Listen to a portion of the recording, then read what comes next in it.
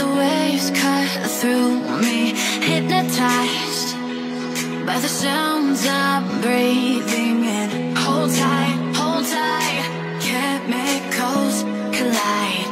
Hold tight, hold tight, hold tight. Dripping lights paint the skies, all because of you.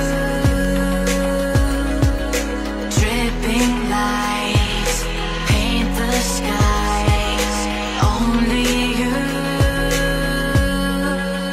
can make me move. You can make me move. Can make me move. You can make me move. Can make me.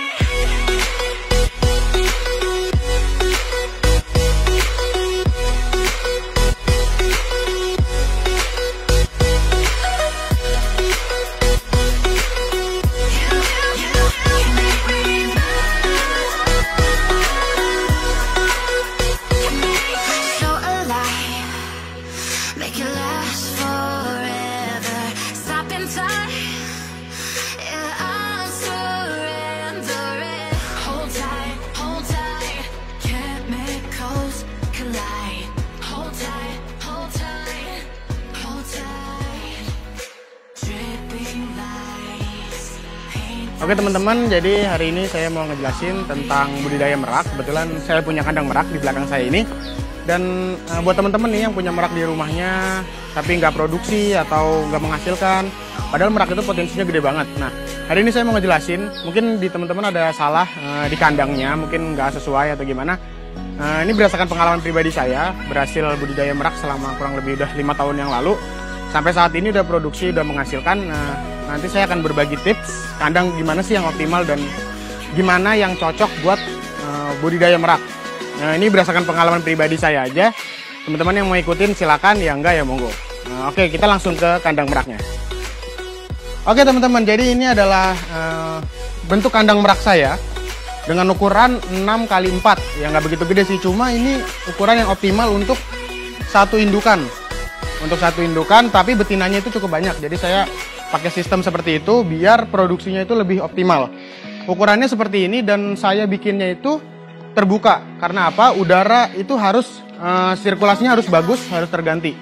Kenapa? Karena jika udaranya itu aja, nanti ada yang sakit, itu gampang banget ketularnya teman-teman.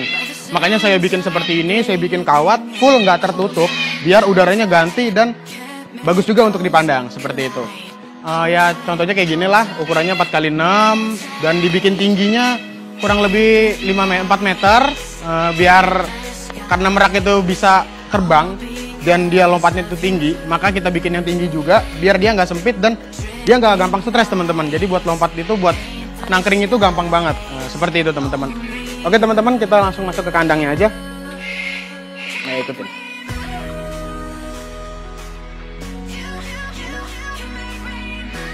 Nah teman-teman, ini gambaran kandang dari dalam. Nah, bisa dilihat ini banyak banget dan di sini ada merak ya. Ini merak blorok jenisnya. Kebetulan pejantannya saya hanya ada 1, tapi betinanya saya punya 5. Gini teman-teman. Kenapa saya buat kayak gitu? Karena untuk produksi itu jantan hanya biasanya birahinya itu hanya sekali dan betinanya ini juga sama, makanya saya bikin banyak. Itu nggak apa-apa teman-teman. Buat merak itu nggak apa-apa. Dan untuk produksi yang lebih optimal ya seperti itu caranya. Nah, dan berikutnya untuk kandang yang optimal itu selain dari ukuran, itu dari kebersihan juga teman-teman. Bisa dilihat ini kita harus menyapu setiap hari. Kenapa? Karena makanan yang jatuh itu jika terkena kotoran dan dimakan oleh merak itu bisa jadi penyakit. Jadi kita harus menyapu tiap hari dan dari kebersihan, dari ukuran itu sangat penting teman-teman. Ini adalah contoh merak birunya, merak bloroknya. Dan kebetulan dia lagi mabung karena setelah kawin dan habis produksi. Seperti itu teman-teman. Ini adalah gambaran yang sangat cocok untuk produksi dan kebetulan baru saja selesai produksi, telurnya pun masih ada, nanti akan saya kasih lihat. Selanjutnya adalah pakannya teman-teman. Ini saya letakkan pakannya ini posisinya tidak menyentuh tanah. Kenapa? Kalau dia dibikin menyentuh tanah, dia bakal terinjak oleh ayam oleh meraknya, dan bisa jadi dia terkena kotorannya, itu jadi penyakit teman-teman. Jadi kita harus posisikannya seperti tadi, itu biar dia hanya untuk fungsinya untuk dimakan dan tidak diinjak-injak. Berikutnya teman-teman, saya punya 2 jenis kandang lagi di dalam kandang. Ini apa sih teman-teman?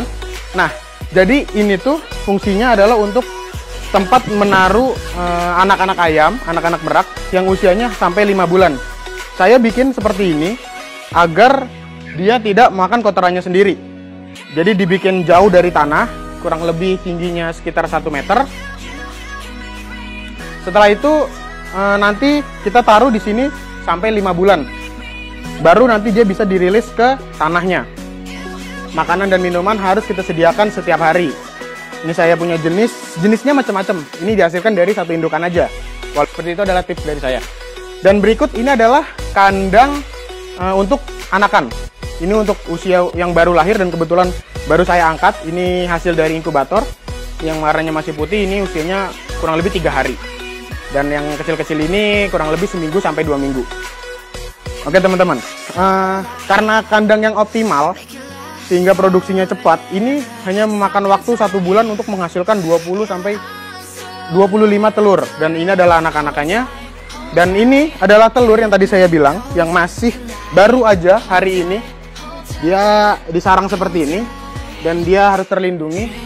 Oke, hanya seperti ini aja. Ini kita biarkan biar nanti betinanya bisa naruh telurnya lagi di situ. Oke teman-teman, jadi untuk merawat merak itu sebenarnya gampang dan tidak sulit ya, tidak sulit karena kita hanya harus memperhatikan kebersihan dan vitaminnya aja. Kesehatan merak itu juga ya seperti merawat ayam, sirkulasi, cahaya harus masuk, harus bagus lah. Kita bikin ayamnya itu sehat dan pastinya akan menghasilkan. Kenapa saya budidaya merak, nanti saya akan jelaskan. Keuntungannya ini sangat besar sekali, dalam setahun bisa dapat keuntungan hampir 200 juta. Nanti akan saya jelaskan perhitungannya. Oke teman-teman, sekian untuk kebersihan dan tips kandangnya. Kalau teman-teman masih bingung, teman-teman bisa tulis di kolom komentar seperti apa yang teman-teman ingin tahu, atau mungkin bisa hubungi saya lebih lanjutnya lagi. Hanya seperti itu. Nanti untuk tips-tips lainnya seperti makanan, obat, itu nanti akan saya beritahu di video berikutnya. Tetap pantengin aja teman-teman videonya, karena saya akan memberikan tips apa yang saya ketahui, karena ini semua berdasarkan pengalaman saya pribadi merawat merak sampai menghasilkan, dan meraknya pun sehat-sehat dan besar-besar. Oke teman-teman, sekian dari saya tipsnya tentang kandang. Nanti berikutnya kita kasih tahu tips tentang makanan, minuman, obat-obatan yang baik seperti apa, dan tips untuk menetaskan telur dari telur sampai sudah usia berbulan-bulan sampai layak jual. Oke, sekian teman-teman dan terima kasih.